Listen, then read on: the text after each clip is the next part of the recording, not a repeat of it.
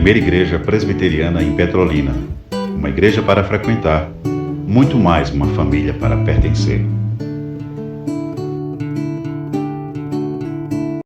Meus irmãos, agora gostaríamos de chamar o pregador da noite, o presbítero Humberto. Vamos estar orando por ele, pedindo que o que seja falado hoje aqui não seja ele, seja o Espírito Santo de Deus. Amém? Oremos. Senhor nosso Deus, nosso Pai, nós te agradecemos, Senhor, porque o Senhor tem sido bom com cada um de nós, com esta igreja. E hoje, em especial, nós te agradecemos pelos jovens presbiterianos que o Senhor tem colocado aqui nessa igreja com o desejo de aprender, de servir, e que cheguem mais pessoas que estejam envolvidos, que sintam o peso e a responsabilidade de servir ao Senhor, que tenham um compromisso e que tenham no coração a honra que é servir ao Senhor Jesus. Que o Senhor hoje abençoe o pregador, o presbítero Humberto, que ele hoje possa nos ensinar, nos motivar como jovens, e que nós possamos sair daqui sentindo o Teu Espírito, que nós possamos sair daqui com mais responsabilidade, com mais dever, sabendo que a obra é Tua, e Tua obra é manifestada por meio de nós, somos nós que temos que trabalhar e cada dia nos dedicar mais. É isso que nós te oramos, te agradecemos, em nome de Jesus, amém.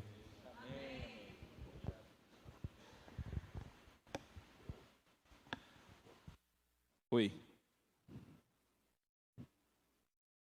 Quero aproveitar aqui, graça e paz a todos, amém? Amém. Quero aproveitar aqui, vou usar esse microfone, que é só do pastor. Eu pedi emprestado a ele, para a gente vir falar hoje aqui. E eu quero agradecer a Deus pela oportunidade, que a mocidade tem esse carinho de estar sempre nos chamando para trazer sempre alguma palavra de reflexão, de incentivo, de encorajamento. Normalmente, quando se tem essas programações de jovens, UPA, SAF, UPH, normalmente a gente costuma ir em textos já bastante conhecidos. Eu costumo fazer um pouco diferente. Eu costumo pegar alguns textos que não tem muito, aparentemente, muita coisa a ver, mas que a gente pode extrair lições nele. E eu gostaria de que você abrisse sua Bíblia em Mateus capítulo 26. Mateus capítulo 26. Eu vou tentar passar essa reflexão em 4 pontos, vamos dizer em 4 blocos, certo? E eu gostaria muito que você prestasse atenção, do começo ao fim. De repente tem alguma coisa boa aí para nós, porque o Senhor sempre traz maravilhas vindas da sua palavra. Mateus capítulo 26, a partir do versículo 36. Mateus 26, a partir do verso 36. Diz assim a palavra de Deus. Jesus no Getsêmani. Em seguida, foi Jesus com eles a um lugar chamado Getsêmani. E disse a seus discípulos: assentai-vos aqui, enquanto eu vou ali orar. E levando consigo a Pedro e aos 2 filhos de Zebedeu, começou a entristecer-se e a angustiar-se. Então lhes disse: a minha alma está profundamente triste até a morte. Ficai aqui e vigiai comigo. Adiantando-se um pouco, prostrou-se sobre o seu rosto, orando e dizendo: meu Pai, se possível, passe de mim este cálice. Todavia, não seja como eu quero, e sim como tu queres. E voltando para os seus discípulos, achou-os dormindo, e disse a Pedro: então, nem uma hora pudestes vós vigiar comigo? Vigiai e orai, para que não entreis em tentação. O espírito, na verdade, está pronto, mas a carne é fraca. Tornando a retirar-se, orou de novo, dizendo: meu Pai, se não é possível passar de mim este cálice sem que eu o beba, faça-se a tua vontade.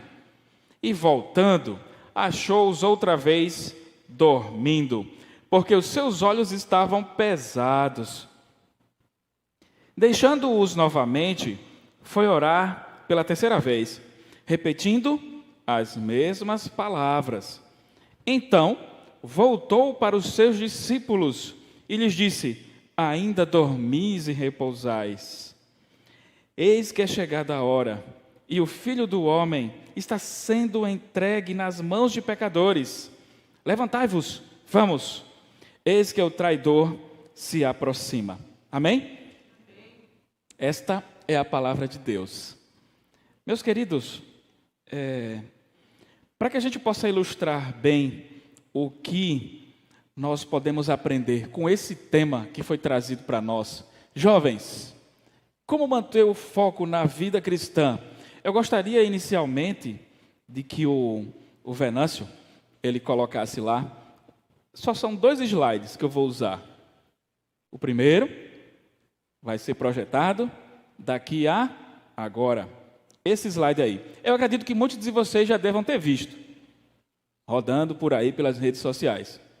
Concorda? Muitos já devem ter visto. Eu não estou enxergando muito bem dali, mas aqui fica bom. O primeiro degrau lá significa o quê? O que é que tem ali? O que é que tem ali? Cristianismo, o primeiro degrau. Aquele lá, certo? O primeiro. E tem alguém descendo, correto? Muito bem. Ele vai deixar aí um pouquinho, porque eu quero ilustrar para vocês o seguinte: como é possível nós nos mantermos firmes na obra de Deus em meio a tantas pressões que o mundo está nos trazendo? E aí, nesses degraus que estão evidenciados nessa imagem, ela é uma imagem, inclusive, que tem direitos autorais. Eu peguei só peguei a tradução nas palavras, e ela termina com o degrau do ateísmo. No entanto, está lá o primeiro degrau, cristianismo. Cristianismo. É fácil hoje ser cristão? Quem concorda, levanta a mão. Quer dizer, deixa eu baixar a minha. É fácil ser cristão? Sim ou não? Cristianismo é o primeiro degrau. E depois vem o segundo degrau, e ali diz, a Bíblia não é infalível. E aí começa o declínio do cristianismo. E para ilustrar isso, eu falei que ia dividir essa palavra em 4 blocos. O primeiro bloco é justamente para evidenciar que muitos de nós, já ouvimos falar muito do continente europeu. O continente europeu era e foi o berço de muitos e muitos homens que, devido ao seu afinco com a palavra, com a obra do Senhor, eles entregaram basicamente suas vidas em prol do Evangelho de Cristo. E aí começou a se expandir muito o Evangelho. Eu vou pedir para a Venâncio colocar a outra imagem, para que vocês venham ter uma noção de como é hoje. Está lá em inglês, mas aqui a gente tem um Venâncio que sabe falar. Mas veja, lá no primeiro gráfico, tem lá, Czech República, República Tcheca. Esse gráfico, ele quer dizer o seguinte: esse gráfico está do primeiro até o último. O último país ali são vários países da Europa. O último país é a Polônia. Todo mundo lembra? Segunda Guerra Mundial, Hitler e o seu exército invade a Polônia. Matam milhões de judeus. A Polônia está ali em último. O que é que isso tem a ver? Eu vou explicar. Mas o primeiro lá, República Tcheca. E sabe o que é que significa esse vermelho, esse gráfico, o vermelho? Significa que a República Tcheca, hoje, lá na Europa, é o país onde os jovens menos se preocupam com Cristo. Em vermelho. Aí em cinza são os que fizeram assim, mais ou menos. E lá em amarelo, só aquele cantinho lá, os que disseram, pelo menos uma vez na semana eu vou para a igreja. Sabe como é que começa o declínio, muitas vezes? É quando a gente começa a flertar, ou seja, a dar asas, a dar lugar, a dar ouvidos a histórias como aqueles degraus que estavam descendo. Primeiro, a Bíblia, ela não é perfeita, ela é infalível, ela é falível. Começa desse jeito, você vê que vai descendo os países, eu estou falando ali só da Europa. Na Europa, a gente pode citar diversos nomes que saíram de lá e que foram instrumentos de Deus. E aí eu posso citar vários. O pastor de vez em quando cita aqui Charles Spurgeon, o príncipe dos pregadores. George Whitefield, o homem que pregava sem microfone e a sua voz se escutava a 1 quilômetro de distância. George Whitefield. John Wycliffe, Jerônimo Savonarola, Martinho Lutero, conhecidíssimo, João Calvino, John Wesley, fundador da igreja metodista, John Knox, pai do presbiterianismo. Sabe de onde veio esses homens? Europa. E hoje a Europa é considerado um continente pós-cristão. Eles não querem mais saber. Eles não querem mais se importar. Eles não estão preocupados em com Cristo se reunir uma vez na semana. Uma vez na semana para ir para a igreja, isso é um absurdo. E essa pesquisa aí, tem uma coisa interessante nela, essa é quantas vezes você ora. O vermelho está dizendo, você se preocupa em orar durante a semana? O vermelho é não. E você vê que o primeiro lá, o último país aqui, Polônia, ainda existe cristãos que estão preocupados em estar nas igrejas. Mas quando a gente vai analisar, a gente tem países como a Estônia, 2,5 milhões de habitantes só. Mais de 90% não quer saber de Cristo, não quer saber da igreja. 90%. Lá na Holanda, 60% não quer saber de Cristo, do Evangelho. Na Holanda, inclusive, já é autorizado o aborto. O divórcio nem se fala. Outras coisas são autorizadas. Inclusive, eutanásia é autorizado na Holanda. Na última Copa do Mundo, a Holanda queria entrar com aquele bracelete com aquelas cores, que você sabe o que é que significa. A deturpação do arco-íris. Só que era no Catar, país islâmico. Eles proibiram. E eles entraram com a representação na FIFA. Isso é um absurdo. A gente quer colocar só um negocinho aqui no braço do capitão e proibiram. A Holanda, de onde surgiram vários homens de Deus. Os Países Baixos. O Reino Unido, que contempla lá a Escócia, Irlanda do Norte, Grã-Bretanha, de onde saiu o príncipe dos pregadores, Charles Spurgeon. O que está acontecendo com esses países da Europa?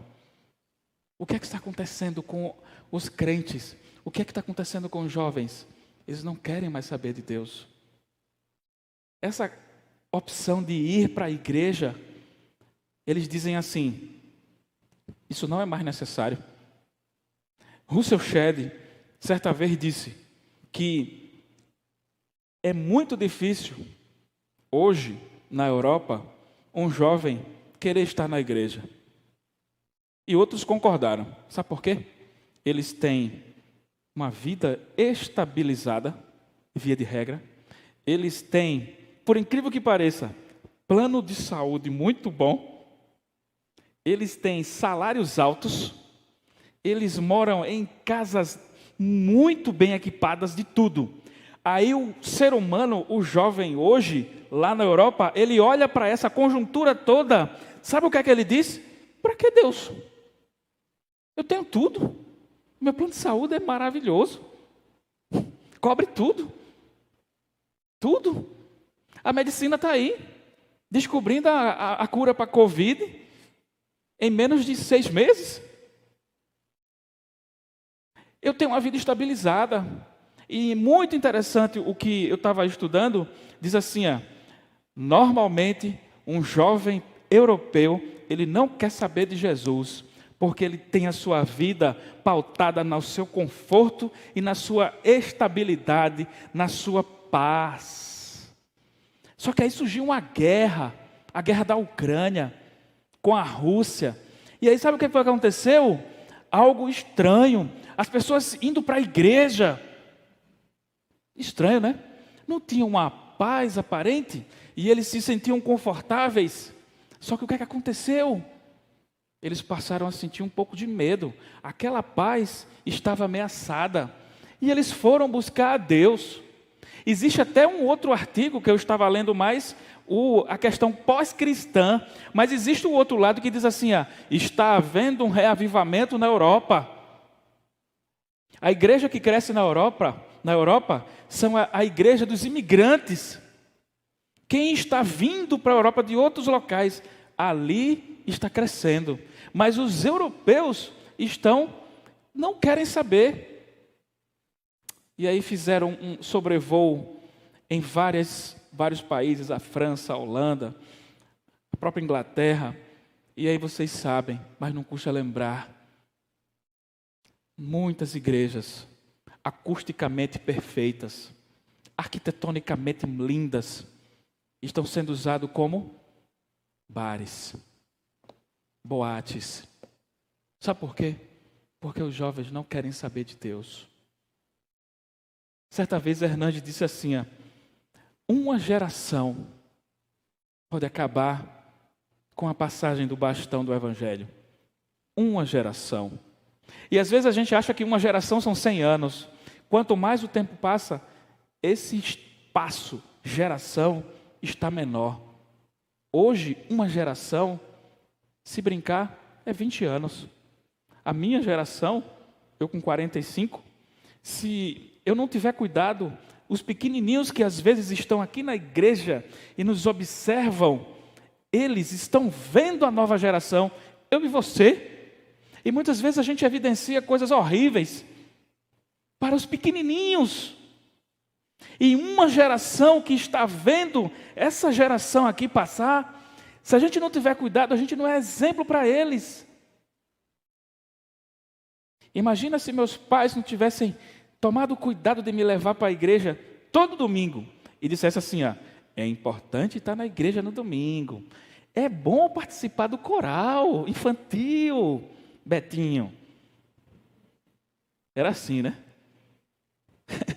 E agora, já depois de grande, eu tomei a liberdade de dizer, eu não preciso mais que meus pais me levem, eu já vou sozinho, eu já tenho convicção.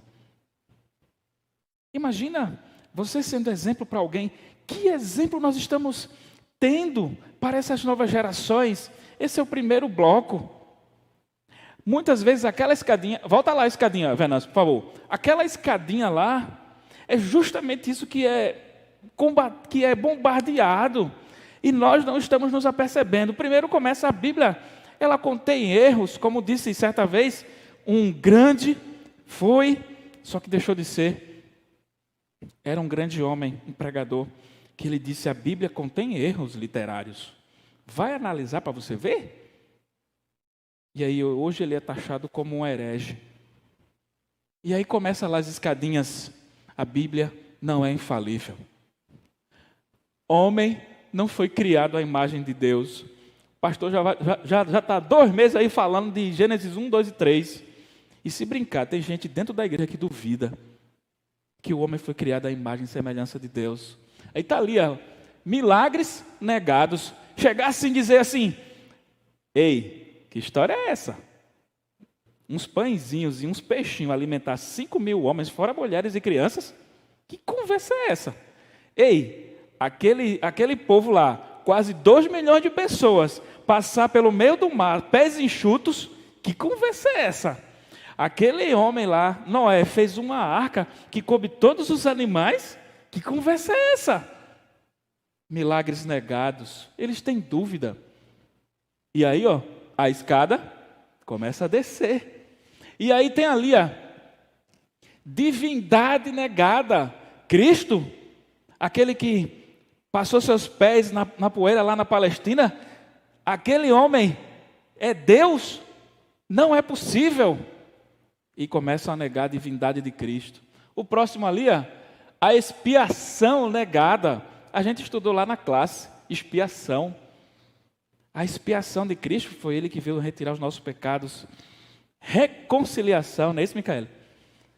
Expiação negada. Ressurreição, aí a gente citou lá o texto de Atos, quando Paulo estava brilhantemente falando, estava um discurso maravilhoso lá quando ele viu aquele monte de deuses, aí Paulo chega e disse, ele ressuscitou. Aí o pessoal, para. Quanto a esse tema, a gente vai te ouvir depois. A gente não quer saber disso não. Ressurreição. E aí agnosticismo e eu não acredito mais em Deus. Certa vez um jovem trabalhava aqui comigo. Ele perdeu a mãe. Aí um homem se acabou. Um jovem perdeu a mãe.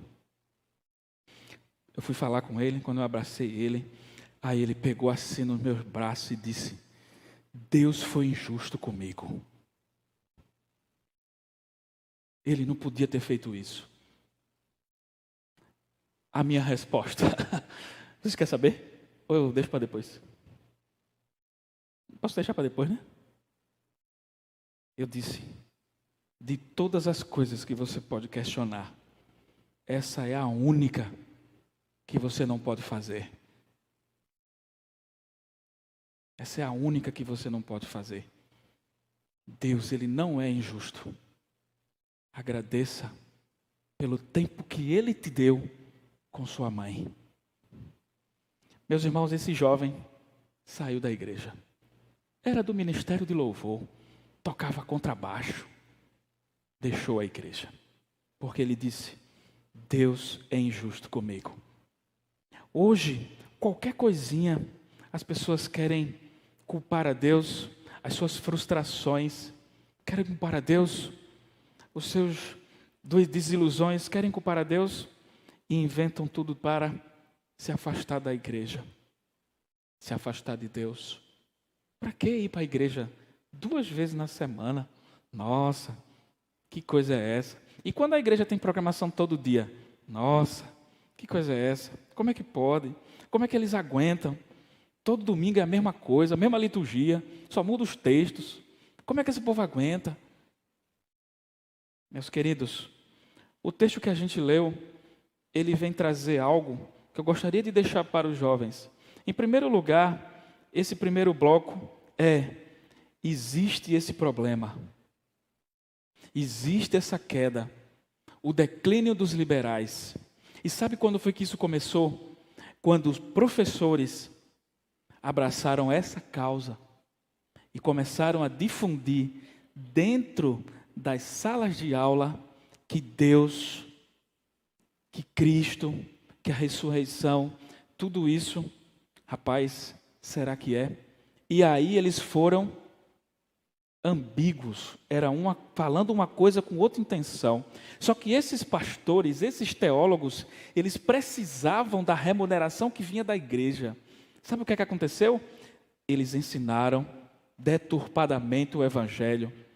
O que foi que aconteceu? A queda foi livre. Eles começaram e a queda foi livre. E hoje a Europa é uma tristeza. As pessoas não querem saber de Deus. Nós louvamos a Deus porque a nossa igreja preza pela palavra.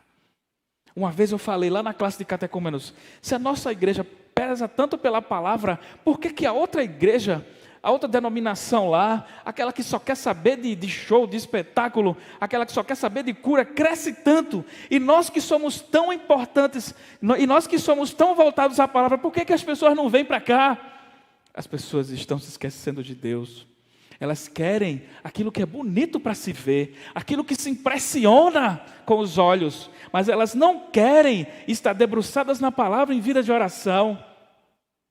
E aí a gente vai para o segundo ponto. O segundo ponto é justamente esse. Quando Jesus ele está nessa conjuntura aqui, alguém que disse aqui, a maior batalha travada foi nesse lugar. Getsemane, é por isso que eu escolhi esse texto.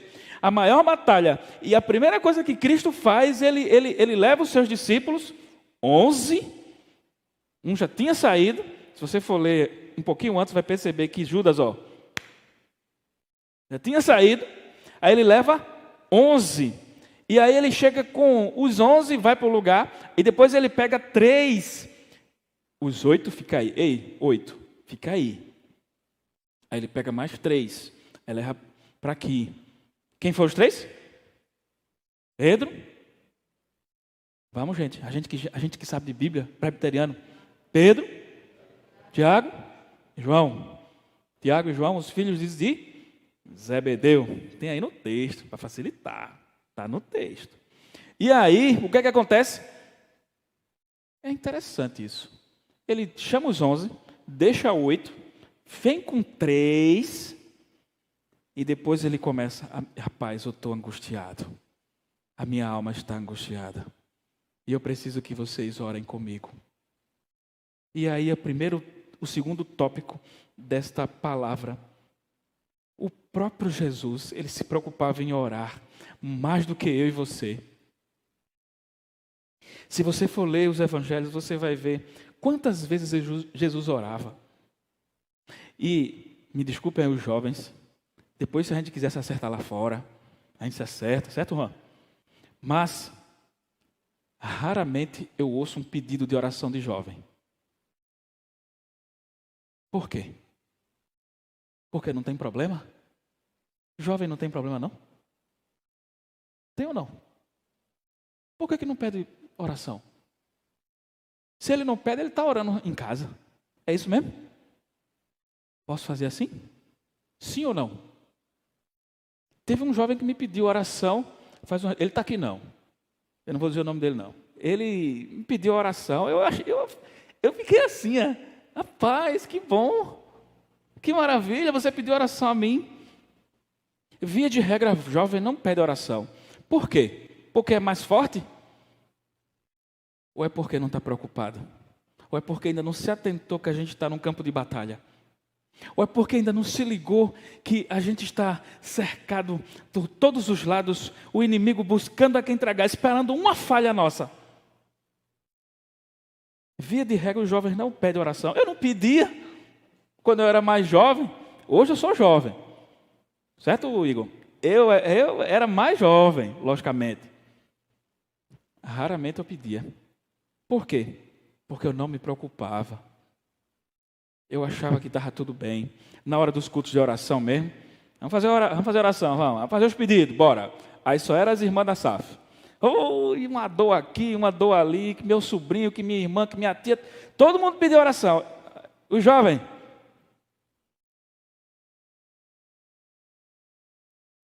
não tem pedido de oração, não tem problema não, é isso mesmo. Tem. Sabe o que é que falta? Reconhecer que isso aqui é a primeira coisa que Jesus fez quando sua alma começou a angustiar-se. A primeira coisa que ele fez, ele foi orar. Ele chamou os 3 mais próximos. Ele nem contou o que era. Veja no texto, ele diz o que era. Ele só diz assim, minha alma está profundamente angustiada. Lá no livro de Marcos diz assim, pavor e angústia. Em Lucas, ele chega a soar gotas de sangue. Por que eu escrevi isso? Porque são algumas palavras que tem em Marcos e que tem em Lucas, que não tem aqui em Mateus. E aí, o que é que eu penso? Ele chamou algumas pessoas para orar. Não há coração humano que entenda a carga que Jesus estava carregando aqui. E quando ele percebeu que estava carregando uma carga muito grande, ele foi orar. O próprio Deus, orando. E os jovens não querem orar. E quem está saindo da juventude para ser adulto, quem está saindo da adolescência, não quer saber disso. Sabe por que não quer saber? Porque a gente não fala. porque a gente não mostra, porque a gente não dá exemplo, porque quando a gente vai orar, a gente parece que não sabe orar, e aí quem olha, quem ouve vai dizer, ele não sabe orar, ele se embananou todinho, ele falou coisa que não precisava, e a gente pede para orar por gratidão, ele vai orar por ressurreição, a gente pede para orar por ressurreição, ele ora por gratidão, e as pessoas estão vendo. Meus irmãos, quando a gente vai analisar, ele foi orar, porque é a melhor alternativa. Teve uma vez um colega meu, ele estava no trabalho, aí estava um monte de gente entrou na loja para roubar, e começou aquele tumulto todo, aí ele sem saber o que fazer, ele, o chefe da segurança, depois eu comecei a rir, não era para eu rir, mas eu comecei a rir, aí o chefe da segurança, cadê o chefe da segurança? Todo mundo procurando, cadê ele? Ele estava dentro do banheiro, orando, e o povo roubando. Aí depois que ele saiu, eu disse, tu estava onde? Ele disse, eu fui orar, eu não sabia o que fazer. Ele estava certo ou estava errado? Cada um vai julgar a sua forma. Eu achava que ele estava errado, mas depois eu pensei bem, ele estava certo, ele não sabia o que fazer, ele foi pedir para aquele que sabe o que fazer. Às vezes a gente não faz isso, a gente acha que vai passando, o tempo vai passando e a escada está descendo, a gente não está prestando atenção. Quando eu me converti, deixa eu contar um testemunho. Quando eu me converti, não é um testemunho bonito, não. Ninguém faça, certo? Ninguém faça. Quando eu me converti, era eu e mais uns colegas meus, lá na Igreja Presbiteriana de Pontezinha. No primeiro dia, só tinha o pastor pregando e só tinha os novos convertidos. Não tinha mais ninguém na igreja. Sabe onde é que a gente estava? No primeiro banco. Quando eu me converti, eu ficava no primeiro banco. E outra, era um banco desse. Aqui cabe 5 pessoas, relativamente da minha espessura. Tinha 8. A igreja todinha vazia, os 8 no primeiro banco. O tempo foi passando, eu comecei a sentar no banco do meio da igreja. O tempo foi passando, eu sentava no último. No último. O tempo foi passando, eu parei de ir. Às vezes a gente não está prestando atenção, mas aquela escadinha ali pode estar acontecendo com você e você não está prestando atenção.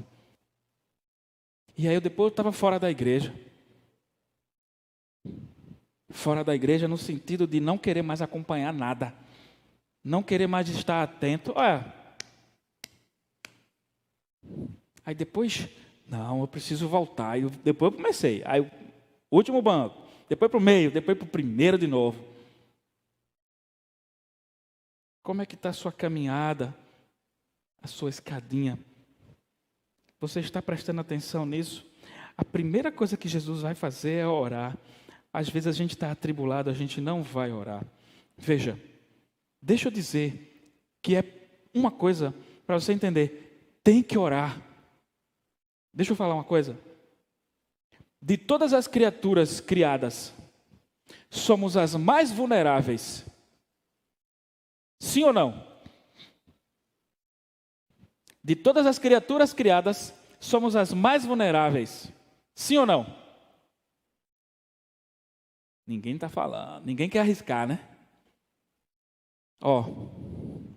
De todas as criaturas criadas, somos os mais vulneráveis a sofrermos tribulações. Está passando um gato ali agora, ali no estacionamento. Ele não está nem aperreado com tribulação. Eu estou. Sabe por quê? Nosso corpo pode trazer-nos tribulação. Nossa mente pode trazer tribulação. Família, meu Deus, era para ser o nosso refúgio. Família. Tem famílias que são difíceis. Recentemente o pastor falou, eu falei aqui, Teve um rapaz que faleceu lá, na loja. Sabe o que é que está acontecendo já? Adivinha? O que é que está acontecendo? Guerra. Pelo quê? Herança. Guerras. A família é um motivo de tribulação. Somos vulneráveis demais. Os negócios, nossa, quando o negócio não vai bem, meu Deus do céu, é uma agonia, é um aperreio. Aí, no instante, vem as orações. O negócio não está bem, o negócio não está bem. Os amigos, nossa, os amigos são uma tristeza. Em muitas vezes é uns conselhos que não tem condições nenhuma. Uma vez um rapaz lá deu um conselho para um crente, disse assim, o crente querendo se aconselhar e foi perguntar para o chefe. O chefe não era crente. Vê que onda. Aí o rapaz chegou e disse, chefe, eu estou passando por uma situação aí. Aí eu queria um conselho seu aí, chefe. O senhor que é mais antigo aí, mais velho, tem mais experiência. Me dê um conselho aí, meu chefe. Aí o chefe disse, você é crente, né, meu irmão? Né, meu querido? Eu sou crente. Aí sabe qual foi o conselho do chefe? Meu querido, se você não está aguentando ser crente, caia logo na gandaia. Olha o conselho. Os estudos. Muitos e muitos japoneses se matam quando não conseguem ter reconhecimento daquilo que tanto estudou. Tem gente que faz do estudo a busca por um determinado profissão, um ídolo. Se não for aquilo, é difícil. Os estudos é um problema, é um meio de tribulação. O sucesso, nossa, quando o cara está no auge. Você vê que as pessoas famosas não têm paz. O sucesso é um meio de tribulação. São várias as portas de entrada de tribulação na nossa vida. Somos os mais vulneráveis. Se somos os mais vulneráveis, a gente tem o antídoto. Está à nossa disposição. 24 horas por dia. O tempo inteiro. Conta-se uma história, não é história da carochinha, é verdade. George Miller. Sabe quantas vezes George Miller leu a Bíblia? Quem sabe? O pastor pode dizer, se souber. César, Luciano, George Miller. Sabe quantas vezes ele leu a Bíblia? Estão vendo isso aqui? 200 vezes. Quase a metade foi de joelhos. O reconhecimento tão grande. Dentre tantos homens que eu citei logo no começo, que são europeus, tinha um que eu tinha pensado e não citei, lembrei dele agora. C.S. Lewis, ele começou a escada inversa. Ele era ateu.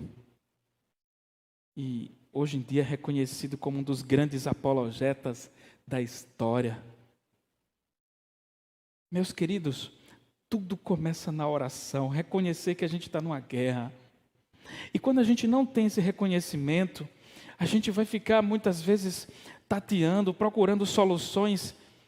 Não estou aqui querendo recriminar nada, mas nos meios que o ser humano tem, psiquiatra, psicológico, achando que isso vai resolver e que isso vai solucionar. Não estou aqui desmerecendo a profissão, muito pelo contrário. Eles estudaram para isso. Em segundo lugar, o que é que Jesus faz?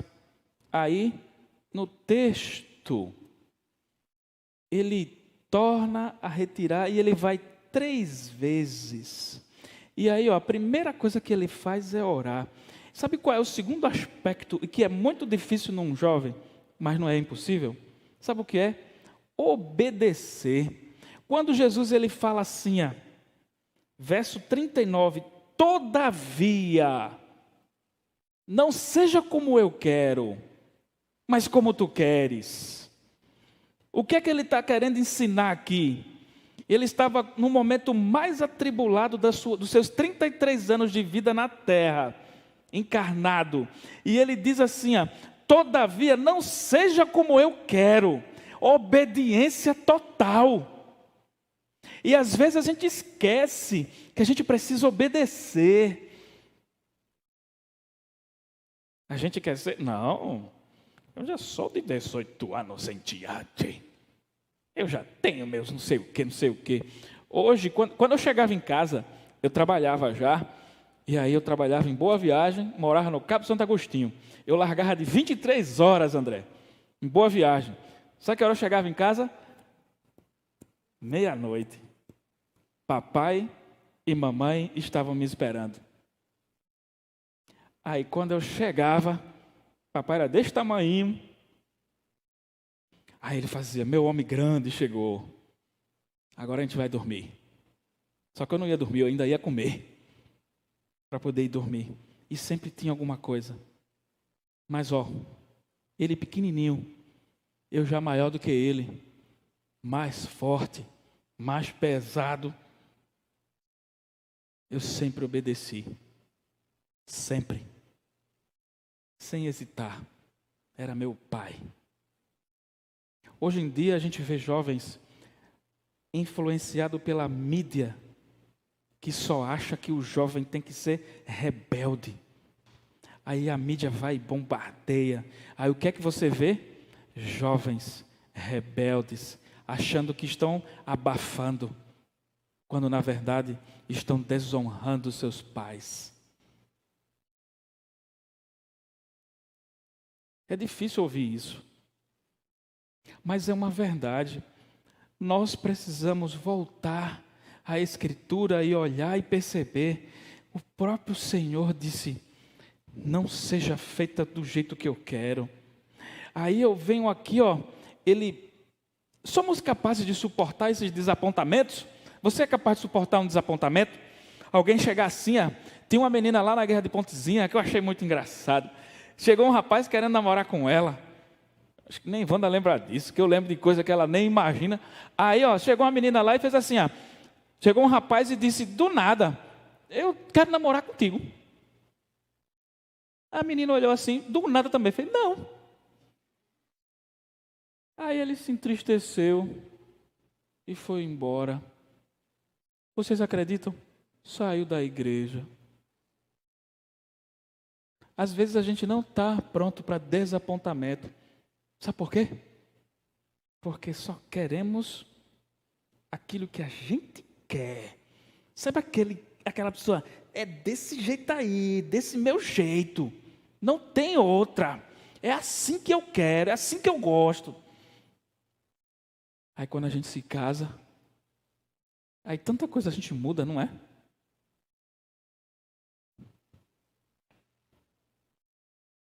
A outra coisa, somos capazes de ter paciência com os desgostos, ou quando a sua vontade ou o seu desejo não é cumprido? Você está pronto para dizer amém? E se Deus for contra nós? O livro que o pastor citou semana passada, eu tenho ele, viu? Foi lançado na Consciência Cristã, eu estava lá, eu disse, não, esse tem que ter lá na minha livraria, pequeniníssima, diante da dele. Esse tem que ter. E se Deus for contra nós? Eu estou pronto para dizer amém? Senhor, eu passei anos pedindo isso e não tive. Eu estou pronto para dizer amém? Ou eu só vou dar culto a ações de graça com o que for. Isso aqui foi uma bênção gigantesca. Eu tenho que dar um culto, eu tenho que agradecer. E quando Deus não responde, o que é que a gente faz? Você está pronto para reconhecer e dizer assim, feito Jó disse, Deus deu, tomou, bendito seja o nome do Senhor. Está pronto para dizer isso? Às vezes a gente não está, sabe por quê? Porque a gente está fazendo o que Jesus não falou. Seja feita a tua vontade, Pai. Deixa nas mãos de Deus. Um outro aspecto, podemos ver frustrados nossos planos de estimação e projetos sem murmuração ou queixa? Você fez um planejamento imenso, Aí aquilo não deu certo. Você está pronto para reconhecer aquilo ali? Ou você cai em deprê? Ou você fica angustiado? Ou você fica e agora? E agora? Sabe por quê? Porque a gente não está preparado para as frustrações. Nós não estamos preparando os pequenininhos para também ter isso. O meu sobrinho era assim quando era pequenininho. E aí eu passava muito tempo trabalhando. Quando eu chegava, o menino, eu não trazia um iogurte. Ele chegava, ele fazia, cadê o Danone? Eu disse, eu não trouxe não.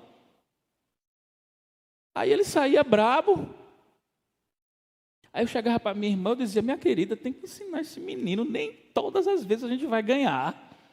Aí quando a gente ia jogar bola, eu tinha que deixar ele ganhar. Porque se ele perdesse, era um escândalo. Nossas crianças, os filhos, os sobrinhos, eles estão sendo ensinados com a realidade da vida? Ou a gente está deixando aí? Porque quando a gente faz isso, depois haverá sofrimento. Porque vai nascer e vai se criar uma geração igual essa que a gente está vendo hoje. Que você não pode dizer nada demais. Nada demais. Outra coisa. Podemos nos assentar em silêncio e sofrer calmamente? Quem está preparado para receber a pancada, reconhecer que às vezes está errado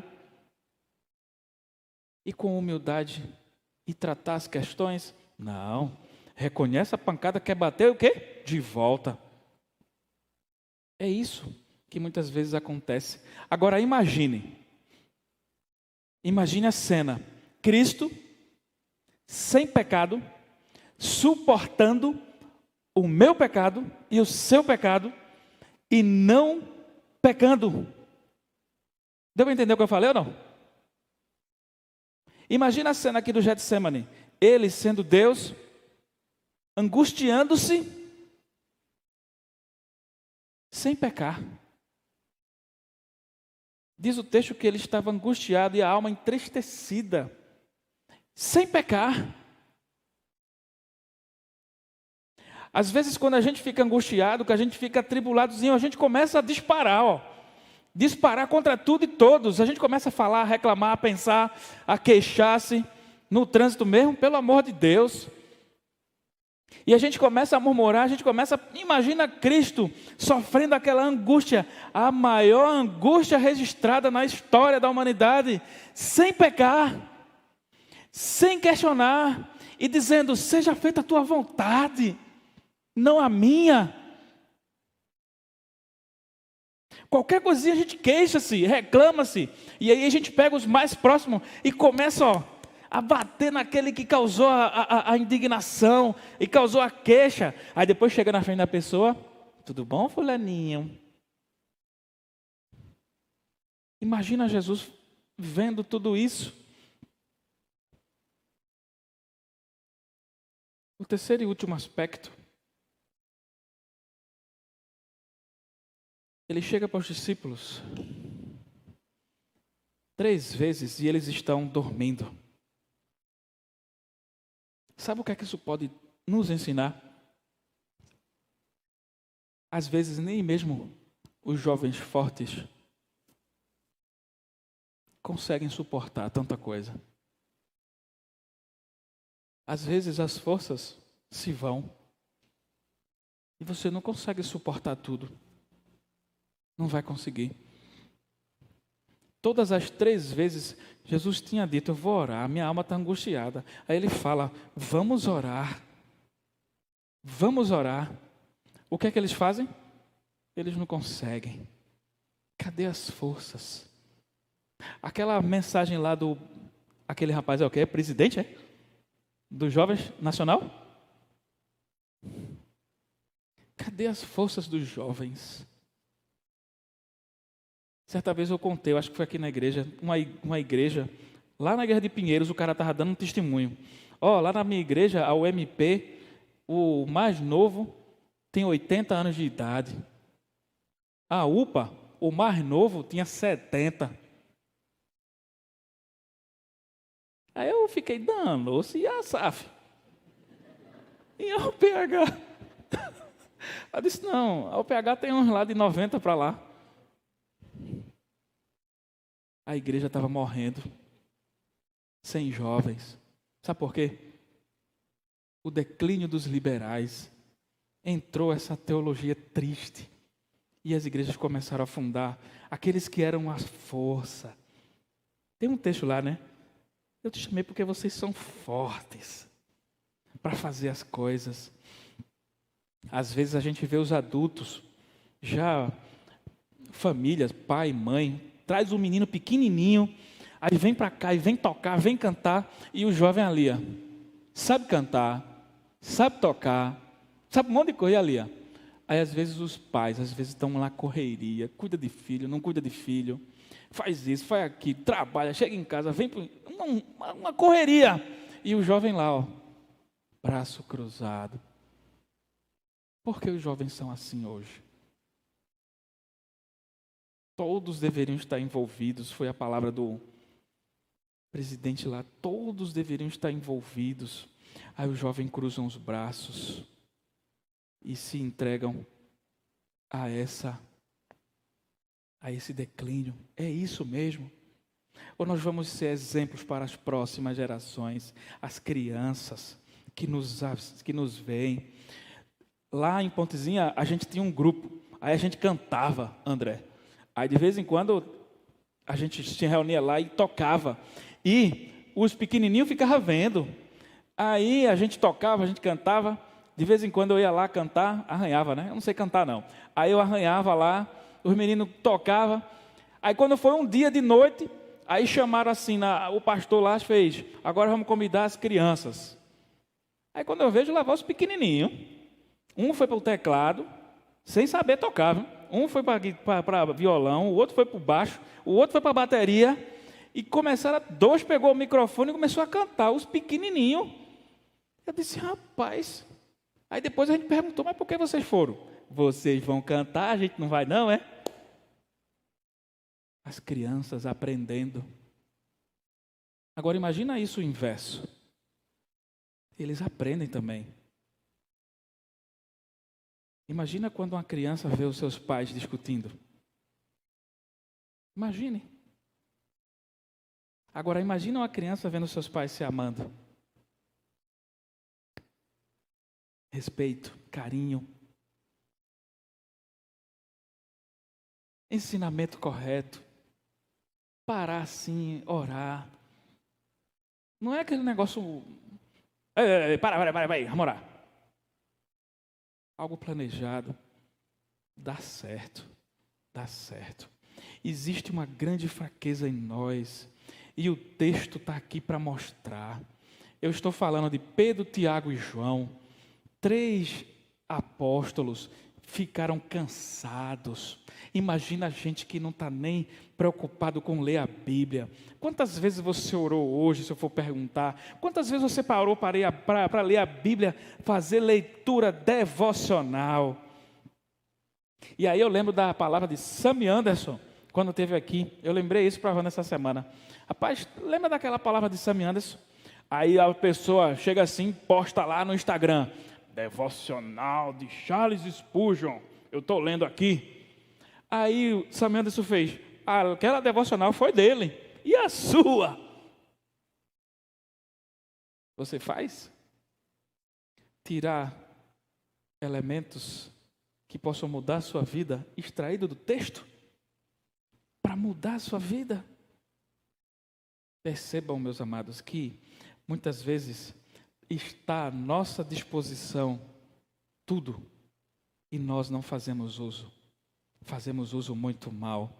E a palavra diz, pedis e não recebeis. Por quê? Porque pedis mal. Para esbanjardes em vossos deleites.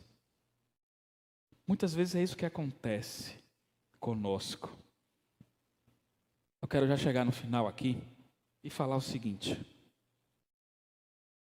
Muitas vezes a gente acha que a evidência de estar com Deus é a disposição alegre e de estar na igreja, mas com a intenção de adorar a Deus ou de mostrar-se como um adorador? A vontade mortificada é mais valioso do que fazer a sua vontade. Quando Jesus disse, faça-se a tua vontade, ele disse, a minha eu coloquei, mas ela não é nada diante da tua, Senhor. Nós não estamos acostumados a fazer isso. E só existe uma forma da gente fazer. A gente começar a entender o que está acontecendo no nosso meio, no nosso contexto, na nossa vida, e começar a colocar Deus em primeiro lugar. Talvez as coisas comecem a mudar. Não, nós que somos pecadores não podemos entender o que significava para ele, que não conheceu o pecado, ser feito pecado em nosso lugar. A gente não consegue imaginar. A gente olha um texto desse, a gente diz, poxa, eu acho que foi um sofrimento, hein? A gente não consegue imaginar o sofrimento de Jesus. E é por isso que a gente escolheu esse texto. Primeiro, nós falamos sobre que ele buscou orar. Segundo, obedecer. E em terceiro lugar, foi justamente esse aspecto. O aspecto de que a gente tem que estar com cuidado, porque a gente às vezes está dormindo sem saber. Se a gente for analisar percentual, Jesus estava ele mais 3. Ele orava e 3 não oravam. Qual é o percentual? E aí, matemático, César de Souza não, José César. 30% não orava, 10% orava. Será que esse percentual hoje está correto? Se eu fosse levar assim, sabe? Olha, tem 4. 1 ora, 3 não ora. Nossa. E se fosse 6? 2 ora, 6 não ora. E se fosse 9? 9, 3 ora, 6 não ora. Que coisa interessante. Essa proporcionalidade, será que é assim hoje ou é pior? Eu estou dando um exemplo simples. Jesus orava, 3 dormia. Às vezes a gente está dormindo e não está percebendo. Por quê? Porque a distração está falando mais alto. Às vezes a gente pergunta, tu entendeu? Não entendi nada. Porque acha que não precisa entender. E assim começou o declínio. Precisa não, entender isso aí não. Agora, se fosse um assunto, aquele da moda. Agora, se fosse aquela partida de futebol, aí eu sei analisar até a estratégia.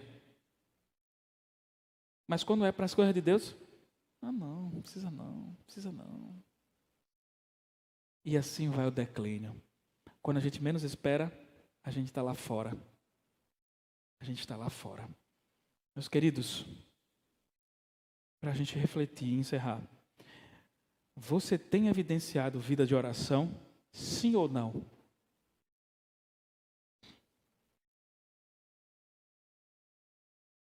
Aí é o tempo para a gente pensar, né? O segundo, qual o seu nível de dependência de Deus? Qual o seu nível de dependência de Deus? O tempo. Terceiro, o soldado em terras inimigas, ele não dorme e nem vacila. Tem uma música no nosso hinário que diz, sou forasteiro aqui, em terra estranha estou. O soldado, quando está em terra inimiga, ele não vai dormir. Eu vivi isso na pele, quando eu estava no exército. Disseram assim, cuidado, não durma. Não durmam, cuidado. E aí a gente estava lá em aldeia, a gente cansado, e aí teve uns cabas que não aguentou e foi dormir. Começou a chover, a gente na chuva dormindo, eu me escorei na minha mochila, eu disse, eu não vou dormir não. Aí botei o fuzil aqui, me abracei nele, E fiquei sentado, esperando a chuva passar. Na chuva. 2 horas da manhã. Mas eu não dormi. Fechei o olho, abria. Aí os cabas dormindo. Quando foi logo cedo, os fuzis desses cabas foram tudo carregados. Aí aquela agonia. E agora? Cadê meu fuzil? Preso, preso, preso. E eu estava aqui com o meu agarrado. Eu estava num lugar estranho. Disseram, cuidado, não durmam. Eu me liguei. Já não vou dormir não. O fuzil dos outros foram roubados. E os caras foram presos. O meu não foi. Por quê? Eu estava acordado. Em terras inimigas não se dorme, nem se vacila. Esse é o terceiro ponto. Não podemos dormir. Nós estamos aqui de passagem. Jesus disse, meu reino não é daqui. Meu reino não é deste mundo. Nós precisamos entender isso. Amém? Deus nos abençoe, meus queridos. E que nos faça resplandecer.